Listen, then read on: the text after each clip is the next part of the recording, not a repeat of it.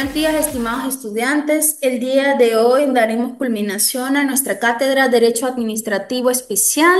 Vamos a ver la unidad 5 y 6. Empezaremos con la unidad 5, el régimen jurídico administrativo de servicios especiales. Generalidades, visión y misión. Visión. El Ministerio del Poder Popular para la Defensa será una organización moderna con capital humano esencialmente profesional y elevado sentido de pertenencia, que contribuye efectivamente con la Fuerza Armada Nacional Bolivariana en el proceso de la consolidación de la seguridad y defensa integral de la nación y el resguardo territorial del Estado venezolano. ¿Cuál es su misión o cuál es la misión de la Fuerza Armada Nacional Bolivariana? Bueno, eh, es el de garantizar la independencia y soberanía de la nación, así como asegurar la integridad del espacio geográfico mediante la defensa militar, la cooperación en el mantenimiento del orden interno y la participación activa en el desarrollo nacional. ¿Cómo se organiza? Bueno, la Fuerza Armada Nacional, ¿cómo se organiza? Está en el artículo 22 de la Ley Constitucional de la Fuerza Armada Bolivariana, de la Fuerza Armada Nacional Bolivariana. ¿Qué establece este artículo? Que la FAM está organizada de la siguiente manera. En primer lugar, un comandante en jefe. Segundo, el ministro del Poder Popular para la Defensa. Tercero, el Comando Estratégico Operacional. Cuarto, los componentes que se subdividen en Ejército Bolivariano, Armada Bolivariana, Aviación Militar Bolivariana, Guardia Nacional Bolivariana, la Milicia Bolivariana como componente especial. Tenemos también en quinto lugar las regiones estratégicas de defensa integral y sexto los diferentes escalones operativos del sistema defensivo territorial que funcionen de manera integral dentro del marco de las competencias para el cumplimiento de su misión, con un régimen de seguridad social integral propio según lo contemplado en la respectiva ley. ¿Cómo se estructura entonces? Tenemos al comandante en jefe. Segundo. Tenemos al comandante en jefe, debajo del comandante en jefe tenemos al inspector general y al ministro de Defensa. Debajo del ministro de Defensa existe el viceministro, que va a englobar a los servicios para la defensa, la educación para la defensa, la planificación y desarrollo para la defensa y el comandante general. El comandante general, debajo de él vamos a tener al Ejército Nacional Bolivariano, la Armada Nacional Bolivariana, la Aviación Militar Bolivariana, la Guardia Nacional Bolivariana, la Milicia Bolivariana, el Estratégico Operacional, Redi Capital, Redi Los Andes, Redi Central y Redi Guayana. ¿Cuáles son los grados y jerarquías? La ley establece los grados y jerarquías de la Fuerza Armada Nacional Bolivariana, la FAN, y la de la Milicia Bolivariana. Los grados oficiales. Pues bueno, son teniente, primer teniente, capitán, mayor, teniente coronel, coronel, general de brigada, general de división, mayor general, general en jefe y sus equivalentes en la Armada. Son conferidos por el presidente de la República y comandante en jefe de la FAM, mediante una resolución del Ministerio del Poder Popular para la Defensa. Los grados de coronel en adelante son promovidos por el presidente. La jerarquía de tropa profesional.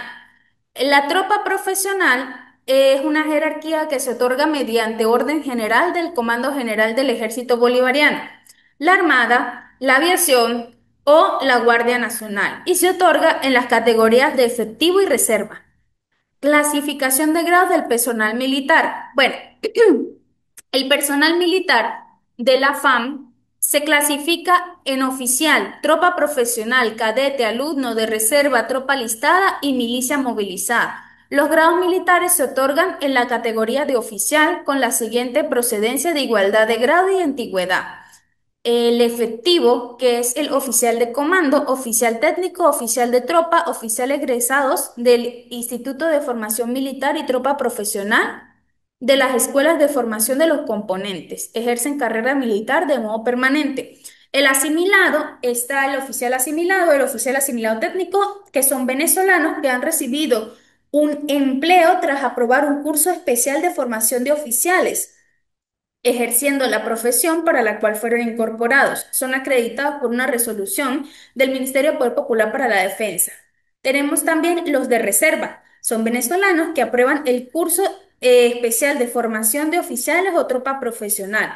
Son acreditados por resolución del Ministerio Popular para la Defensa. Los de la milicia son venezolanos que sin ser profesionales en el área militar, manifiestan voluntariamente su deseo de ingresar a un cuerpo militar, como lo es la milicia bolivariana.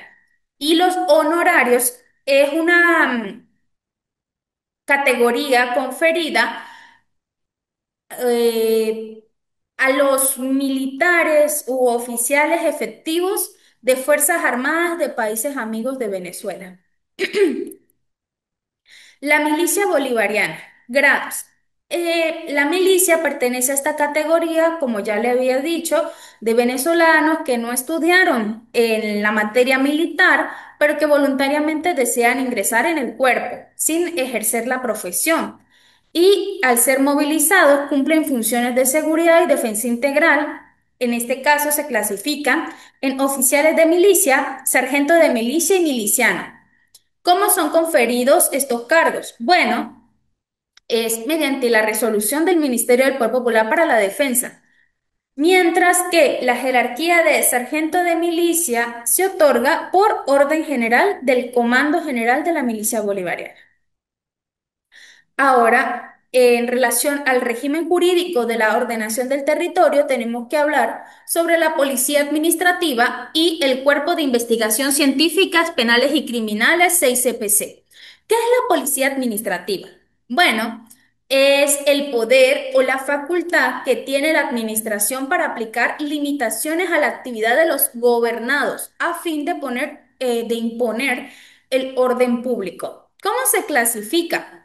La policía administrativa se clasifica en general y especial. La general es aquella que se refiere a los elementos que tradicionalmente integran la noción de orden público, es decir, seguridad, tranquilidad, salubridad y en ciertos aspectos moralidad, acobijados por principios de normas generales aplicables al poder de la policía.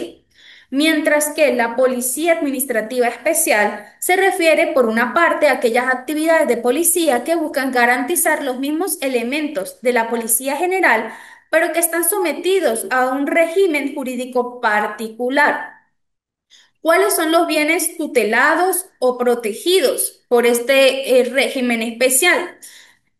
Pues bueno, además del fin que tradicionalmente se le dio a la Policía Administrativa, manifestando a través de la prevención de los riesgos o males que amenazan la integridad, la salud y la tranquilidad de las personas, en relación al interés público, se ha encaminado a que protejan o salvaguarden, primero, la confianza pública, con el fin de que las personas puedan actuar en sus relaciones sin temor a ser engañados en materia de comercio. Por esta razón se regula la actividad comercial en materia de pesas y medidas, presentación y promoción de artículos. Por ejemplo, que la calidad y la cantidad del producto sea precisamente el que anuncia el empaque. En segundo lugar, la economía pública, con el propósito de proteger las condiciones económicas de los particulares a través del establecimiento de precios máximos y precios sujetos a control, prohibiciones de monopolio, implementación de precios de garantía, etcétera, lo que la libre concurrencia debe realizarse de acuerdo a normas protectoras de la economía.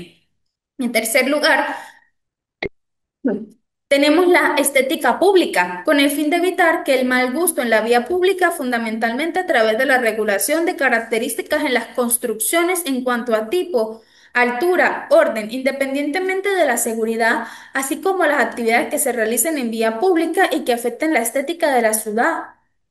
En cuarto lugar, tenemos la moral pública. Para la protección de las buenas costumbres que el interés público considere. Para ello se regulan los medios de comunicación y las actividades que ofrecen al público a través de censura de películas, de la radio, de la televisión, periódicos y revistas.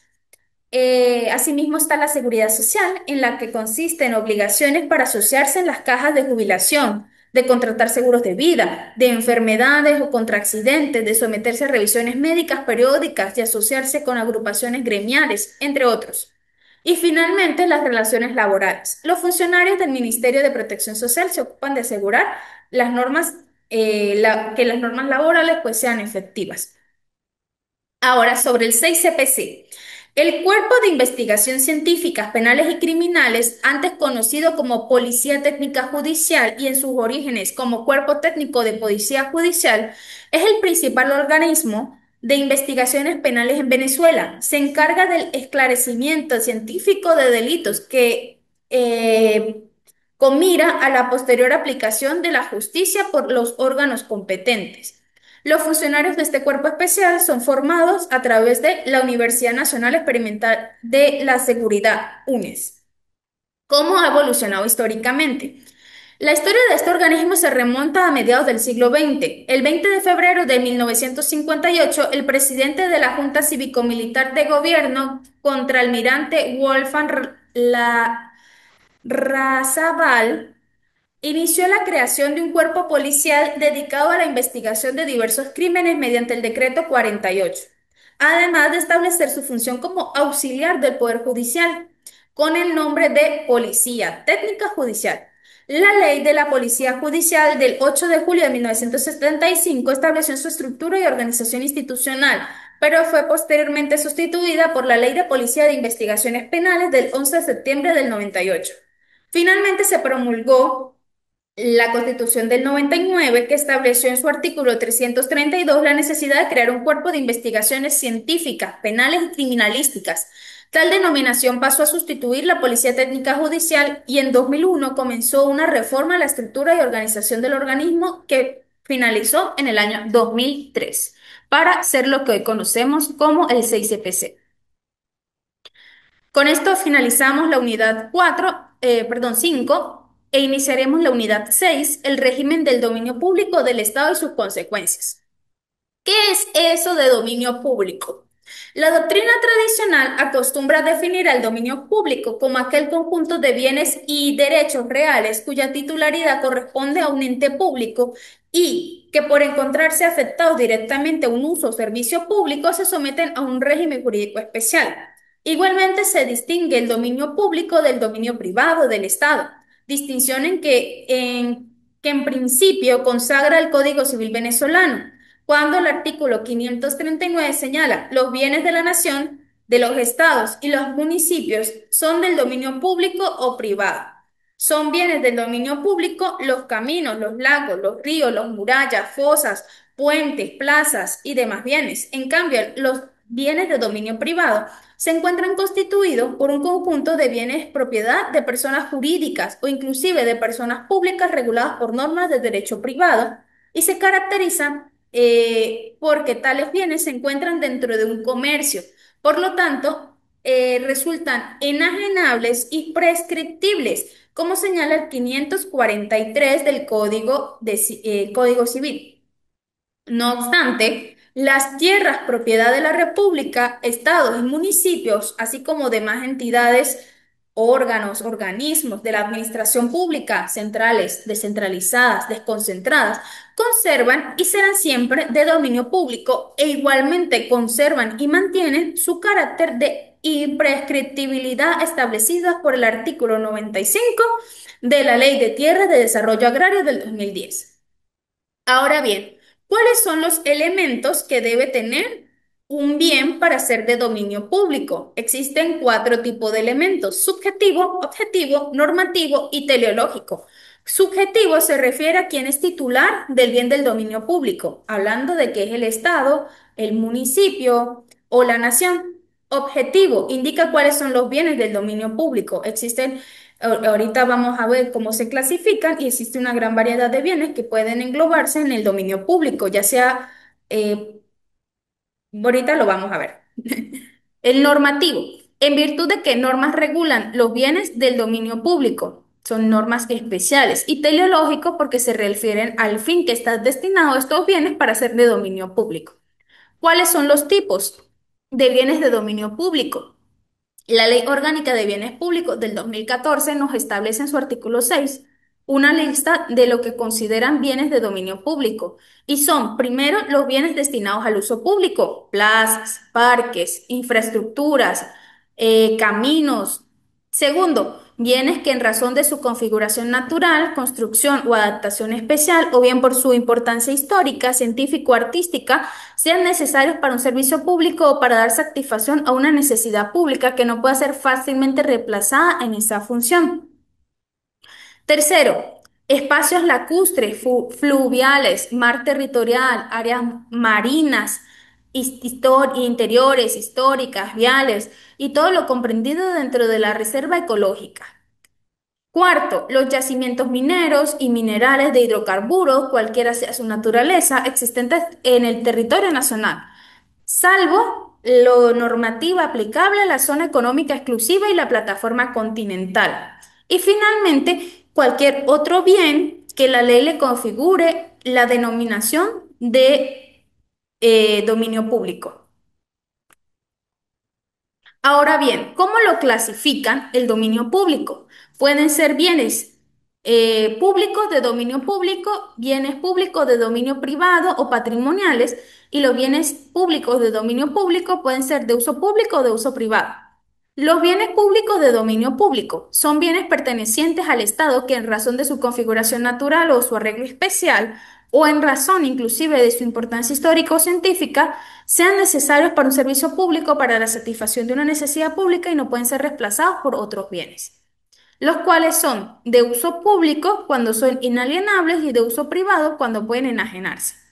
Los bienes públicos de dominio privado o patrimoniales se establece en el último parte del artículo 6 de esta Ley Orgánica de Bienes Públicos del 2014 y señala que son aquellos bienes que no están incluidos en la categoría de bienes públicos de dominio público, pero siguen siendo de la propiedad del Estado o de algún ente público y no van a estar destinados al uso público ni afectados por algún servicio público. Ahora, los diversos regímenes del dominio público pueden ser navegación, aeronáutica y tránsito terrestre. La navegación. Los espacios acuáticos de la República tienen un alto potencial geopolítico, geoestratégico y geoeconómico por su excelente ubicación geográfica, teniendo condiciones favorables para el desarrollo del sector acuático. Posee una costa marítima equivalente a una extensión de 5.500 kilómetros lineales, de los cuales 3.750 corresponden a costa en el Caribe y 1.750 en el Atlántico, teniendo una importante infraestructura portuaria de 10 puertos públicos, 12 puertos fluviales, 72 instalaciones de industria naval, además de 420 instalaciones portuarias menores, terminales marítimas, puertos deportivos, pesqueros y artesanales. En virtud de los múltiples servicios que se les ofrece a los usuarios navieros, podemos decir que la República presenta las condiciones ideales para mantener el intercambio comercial marítimo internacional. El régimen jurídico de la navegación en Venezuela está regulado por la Ley Orgánica de los Espacios Acuáticos del 2014 y la Ley de Comercio Marítimo. El INEA, el Instituto del Estado Venezolano, que ejerce la autoridad y la administración acuática, conforme a las atribuciones de la ley, compromete con la mejora continua en los procesos de formación de la gente de mar, la implementación de disposiciones emanadas por la Organización Marítima Internacional y el cumplimiento de las normas orientadas para el régimen de navegación, seguridad marítima, registro de buques, recaudación, puertos públicos y privados, así como el control de transporte y tráfico marítimo. La aeronáutica civil viene a regular las actividades relativas al transporte aéreo, la navegación aérea y otras vinculadas con el empleo de aeronaves civiles, donde ejerce su jurisdicción la República. Su importancia radica en que regula toda aeronave que se encuentre en el territorio venezolano o vuele sobre su espacio aéreo, su tripulación, pasajeros, efectos transportados en ella. Los hechos que ocurran a bordo de estas aeronaves cuando vuelen fuera del espacio aéreo, así como aeronaves extranjeras que vuelen en el espacio aéreo venezolano. De igual modo, garantiza la corresponsabilidad. El artículo 8 de la Ley de la Aeronáutica Civil establece que toda persona natural o jurídica que utilice o preste servicio aeronáutico tiene deberes y derechos en cuanto a la eficiencia, calidad, puntualidad, responsabilidad, orden, disciplina, seguridad, respeto, transparencia y equidad en el servicio prestado, de acuerdo a lo establecido en el ordenamiento jurídico que rige la materia. Además, disponen normas de atención a los usuarios con necesidades especiales, pues las personas con discapacidades o de necesidad especial tienen derecho a recibir una asistencia acorde a sus condiciones en la totalidad de su viaje, para lo cual los exploradores o prestadores del servicio de aeronáutica están obligados a ajustar sus operaciones para satisfacer las necesidades del usuario. El régimen jurídico de la aeronáutica civil está regulado por la Ley de Reforma Parcial de la Ley de Aeronáutica Civil. En su artículo 9 establece que la institución que tiene la responsabilidad de ejercer esta actividad es la Autoridad Aeronáutica de la República Bolivariana de Venezuela, el Instituto Nacional de Aeronáutica Civil. La misma será ejercida por su presidente y demás funcionarios. Es un ente de seguridad del Estado, de naturaleza técnica, dotado de personalidad jurídica y patrimonio propio, distinto e independiente al de el CENIAT, con autonomía técnica, financiera, organizativa y administrativa. Tránsito terrestre. Comprende la circulación de vehículos y de peatones en vías públicas, con sujeción a normas de la ley y sus reglamentos. El tránsito eh, en, en su momento de ferrocarriles, pues se regía por leyes especiales. Y el instituto que viene a regular esta materia es el Instituto Nacional de Transporte Terrestre, el INTT. Es una institución del Estado venezolano que ejerce la autoridad de administración conforme a las leyes especiales. Lo que nos lleva creo que este es el último punto, el régimen jurídico de las comunicaciones. Bueno, el régimen jurídico de las telecomunicaciones y el espectro radioeléctrico está regulado por la Ley Orgánica de las Telecomunicaciones y la Ley de Responsabilidad Social en Radio y Televisión. Esta ley establece que el espectro radioeléctrico es un bien público, por lo que se necesita una concesión para su uso y explotación. La radiofusión es un servicio de radio o radiofusión sonora que establece en una amplitud modulada AM, una radiofusión sonora en frecuencia modulada FM, radiofusión sonora por onda corta, radiofusión sonora comunitaria de servicio público sin fines de lucro y servicios de producción nacional audio difundidos a través de servicios de difusión por suscripción. La televisión es un servicio que se presta a través de televisión UHF, televisión VHF, televisión comunitaria, servicio público sin fines de lucro y servicios de producción nacional audiovisual, difundidos a través de un servicio de difusión por suscripción.